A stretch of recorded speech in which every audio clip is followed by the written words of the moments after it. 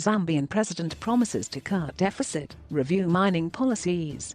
Zambian President Hakainde Hichilema said Friday his new government would implement policies to reduce the fiscal deficit, restore economic growth, and review mining policies.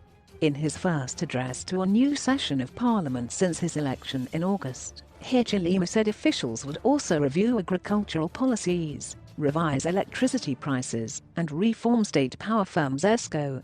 Last November, Africa's second biggest copper producer became the first country on the continent to default on its sovereign debt during the pandemic, after failing to keep up with payments on its nearly $13 billion of international debt. Rebuilding our economy is top on our agenda. We will implement policies to address the fiscal deficit while ensuring that confidence is restored in the markets, quote, Hichilema said. We have indeed inherited an economy that is in dire straits and requires bold and decisive action to be taken, he said, adding that his government was committed to halting the accumulation of expensive public debt. Zambia's external debt includes about $3 billion in euro bonds, $3.5 billion in bilateral debt, $2.1 billion owed to multilateral agencies, and $2.9 billion in commercial bank debt. Zambia also owes mining companies more than $1.5 billion in value-added tax (VAT) refunds, an issue that soured relations between the government and the mining sector.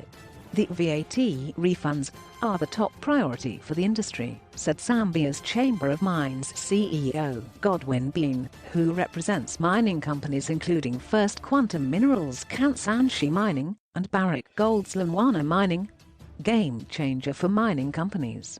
Hichilema's market-friendly stance will attract new investment into Zambia's mining sector and help boost the country's copper production at a propitious time of near-record high copper prices. Bean said, "This election was a game-changer for the industry," he told Reuters.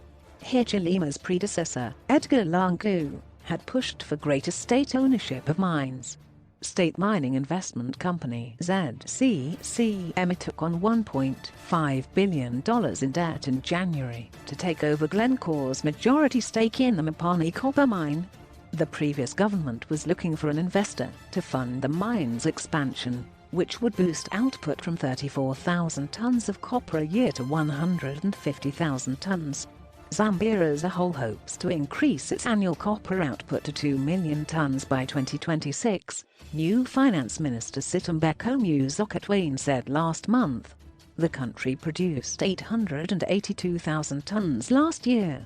Hitting that target will require significant investment in Mopani and other mines across Zambia, as well as in exploration.